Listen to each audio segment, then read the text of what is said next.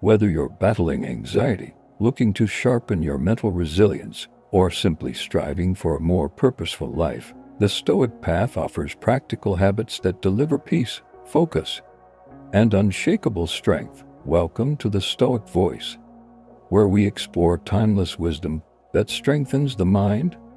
We'll guide you through daily disciplines drawn from the ancient writings of Marcus Aurelius, Seneca, Epictetus, and other Stoic masters.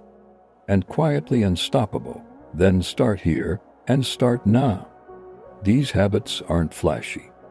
They won't go viral. They didn't wait for hard times to come. They trained for them every single day. But they will transform you. Epictetus sharpens the soul and builds a life of quiet power. This series, Stoic Habits That Build a Powerful Life. Because greatness isn't built in a day, it's forged in habits. Advised his followers to occasionally dress in rough clothing, eat the simplest food, and sleep on the floor, not because he was poor, but because he wanted to remind himself that he could endure hardship if it ever arrived. So, if you're ready to build a powerful life, not loud, but rooted, resilient, subscribe, stay grounded, and let the Stoic voice guide your path. Embrace voluntary discomfort. Don't ask for a lighter burden, ask for a stronger back. It builds a life where you are no longer controlled by cravings, softness, or the fear of pain. Instead, you become calm, prepared, and inwardly powerful. What if I told you that your comfort zone is your greatest enemy? In a world engineered for convenience, the Stoics practiced something radical: voluntary discomfort, because you've already broken through the illusion of needing comfort to survive. Seneca, the Roman statesman and Stoic philosopher. Why? Because the mind grows strong when the body faces challenge, because fear fades when you've already rehearsed the worst, because comfort breeds weakness, but discomfort sharpens courage. Today, voluntary discomfort might look different.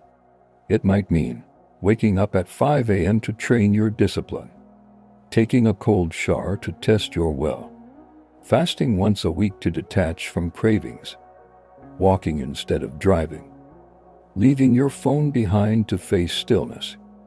You don't need to suffer to grow, but you do need to choose challenge. The modern world makes strength optional. The Stoic chooses it anyway. The habit of embracing voluntary discomfort rewires your brain to stop fearing difficulty. As Epictetus said, difficulties show a person's character. Train for difficulty, and you will never be broken by life. Practice daily negative visualization. He robs present ills of their power who has perceived their coming beforehand. Seneca. What if the key to peace was imagining the worst? It sounds strange. Epictetus taught that we should imagine the loss of the things and people we love, not to become cold or unfeeling, but to appreciate them more deeply now, and to remain unbroken if fate takes them away. Maybe even depressing. But to the Stoics, negative visualization wasn't pessimism, it was preparation, and it was power. Every day, Marcus Aurelius reminded himself that people would lie, cheat, interrupt, or disappoint him. This is called premeditatio malorum, the premeditation of evils. It's not about obsessing over disaster. They make you alert, grateful, and grounded. It's about becoming emotionally and mentally anti-fragile. Ask yourself, what if I lost my job tomorrow? What if my partner left me? What if I failed in public? What if I died today? Would I be proud of how I lived? These questions don't make you weaker. You'll be ready for them, and often you'll dodge them altogether, instead of being shocked by life's punches. Why? Because you trained your mind to see beyond illusion, beyond entitlement, beyond denial. And when the worst doesn't happen, that build a powerful life. From the Stoic voice, you'll walk lighter, smile more, and feel real joy because your soul already knows how bad it could have been. This is not fear-mongering. This is freedom, absolutely, and just even when the world gave you every reason not to be. Here is Chapter 3 of your series Stoic Habits. Journal like Marcus Aurelius, reminding himself to be patient, grateful, when you arise in the morning, yet he wrote to himself in the quiet of the night. Think of what a privilege it is to be alive, to think, to enjoy, to love. Marcus Aurelius, he ruled an empire. Marcus Aurelius, one of the most powerful men in history, didn't keep a journal for the world. He wrote for his own soul. His meditations weren't polished speeches. They were raw, honest reminders. His private battlefield of thought. To the Stoics, journaling was not a hobby. It was a daily act of mental warfare. A chance to clear the mind, correct the ego, recenter on virtue.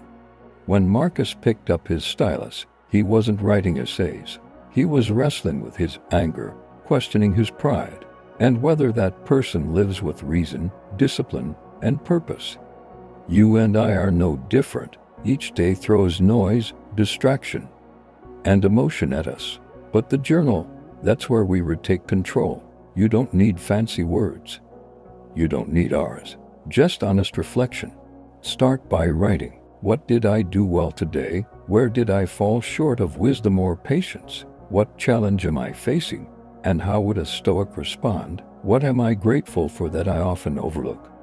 In that small space, you create something powerful. Self-awareness. You don't let life live you, you live life on your terms. The Stoic doesn't chase perfection.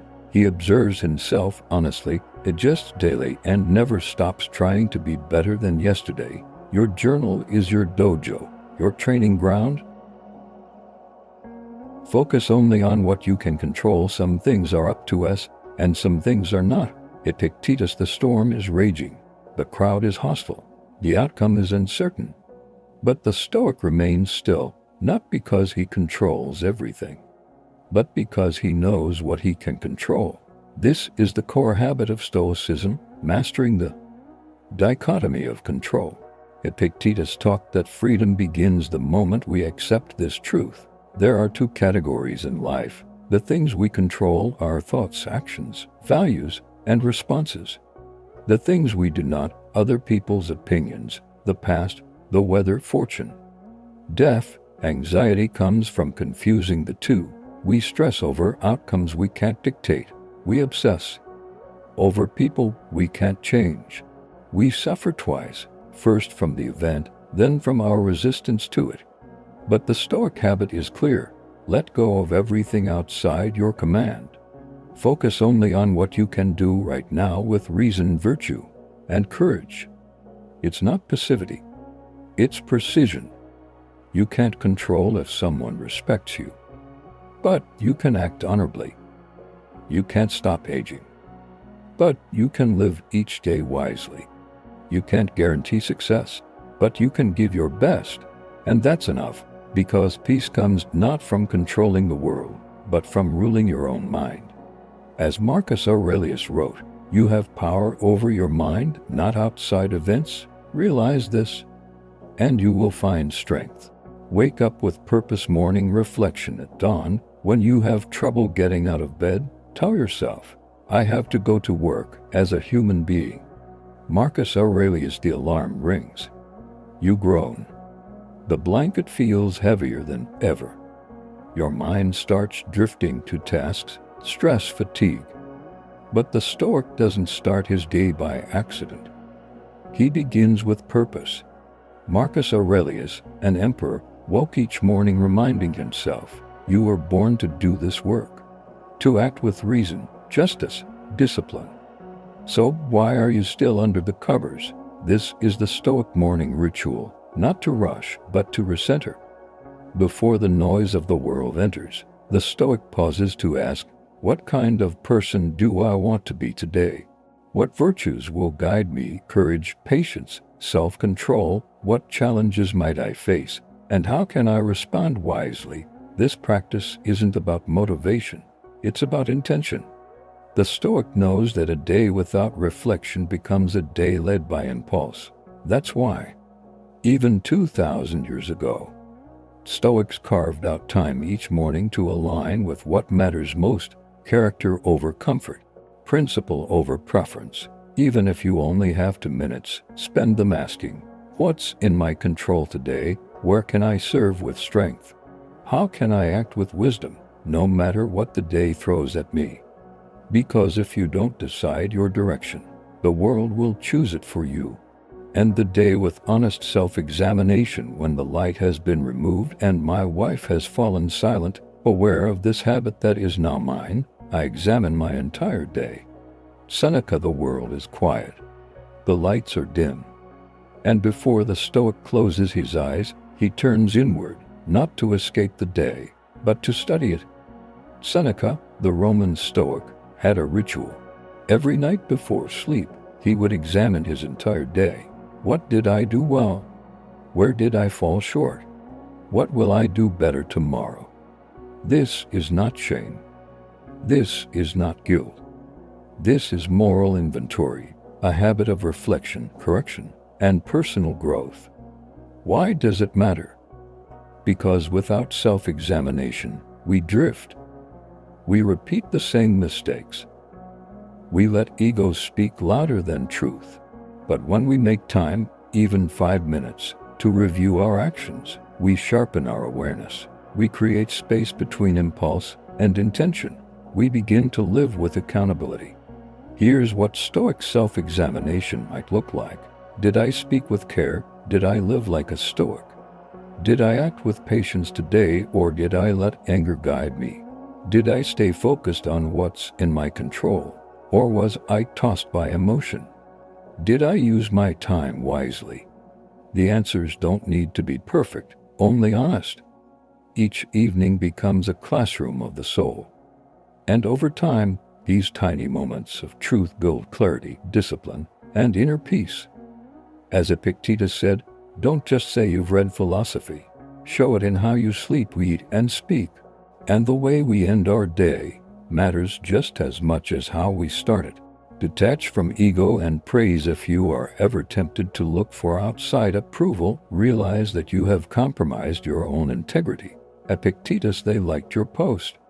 They applauded your speech. They said, you're amazing. But here's the Stoic truth: none of that defines you in a world addicted to validation.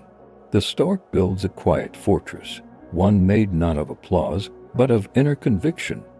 Epictetus warned us plainly: if you seek praise, you are a slave to those who give it. And if you fear criticism, you are owned by those who speak it. This habit, detachment from ego and praise, is one of the hardest and most liberating disciplines of Stoicism. The ego craves recognition. It feeds on comparison. But the Stoic doesn't perform for others. He acts from principle, even when no one is watching. Think of Marcus Aurelius, an emperor, yet he reminded himself daily: fame is worthless. Praise is wind. The approval of others is no measure of your worth. So how do we build this habit? We shift our attention inward. Did I act with virtue today, regardless of who noticed? Did I do the right thing, not the popular thing? If no one ever said thank you, would I still behave the same?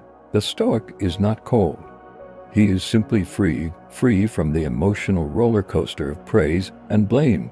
Because once your worth comes from within, no one can give it to you, and no one can take it away.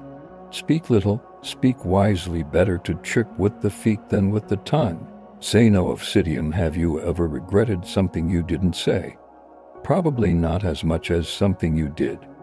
The Stoics understood that words are like arrows. Once released, they can't be taken back. That's why one of the most underrated Stoic habits is this: speak little, speak wisely. In a world full of noise, the Stoic chooses stillness. In a culture of hot takes and instant replies, the Stoic prefers measured speech. Epictetus said, let silence be your goal for the most part. Say only what is necessary, and speak in few words. This isn't about being mute or withdrawn. It's about developing verbal discipline, the ability to choose words that build rather than destroy. to respond rather than react, to pause before you pour. Because speaking impulsively usually serves the ego, not wisdom. Why?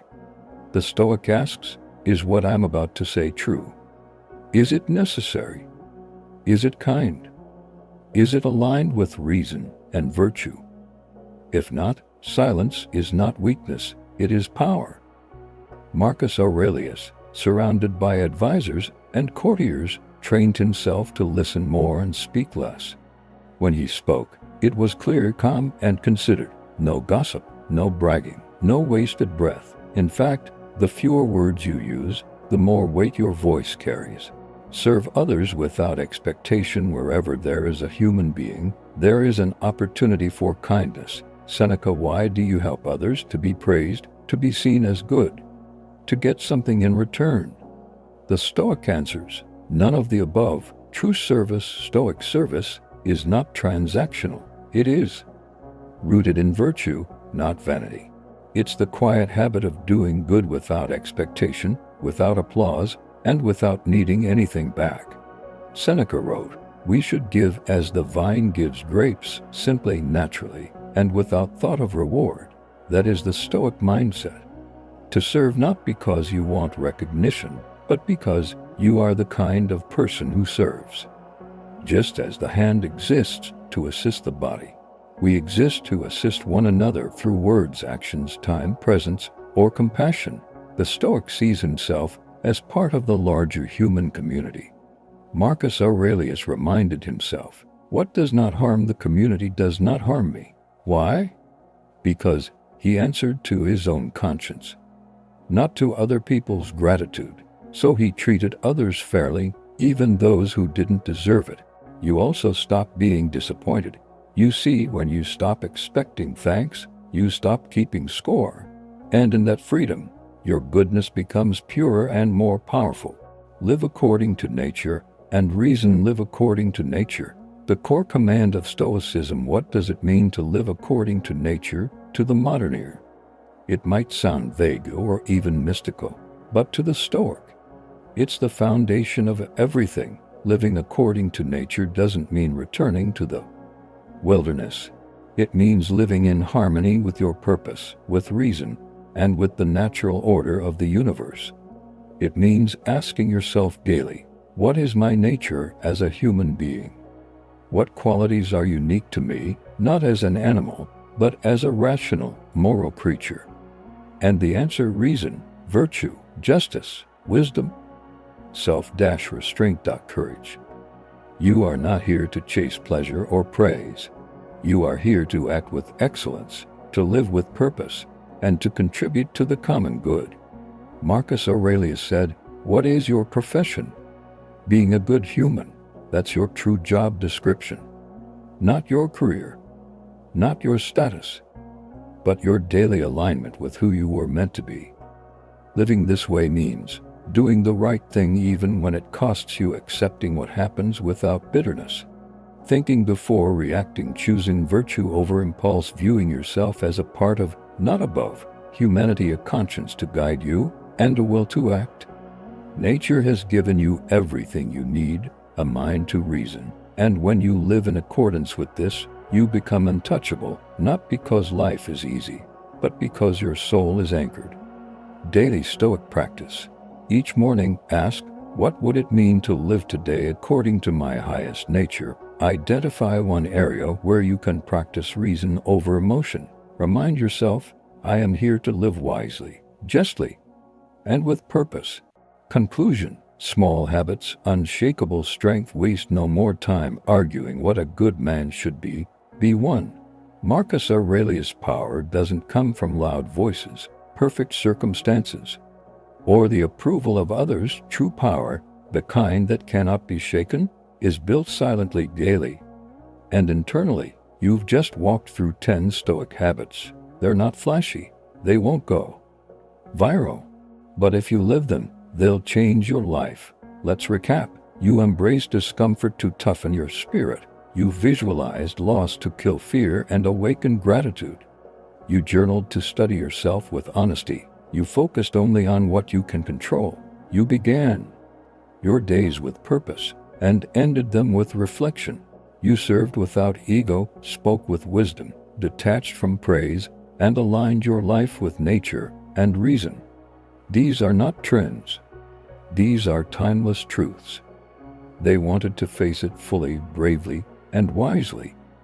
The Stoics didn't want to escape life. And now, you have the tools. But here's the thing, Stoicism isn't a philosophy you learn once and leave behind. It's a path you walk every day. It's a lens, a discipline, a quiet vow you make to yourself. I will live with virtue. I will become unshakable. I will live with reason, not perfect, just consistent, not invincible, just disciplined. If this series served you, carry it forward and become the kind of person this world desperately needs. Calm, clear, just, and quietly powerful, not louder, just stronger. You don't need to control the world. You only need to control yourself. So let this be the beginning of something powerful, not a performance, but a transformation, not a show, but a Stoic life. Thank you for watching The Stoic Voice.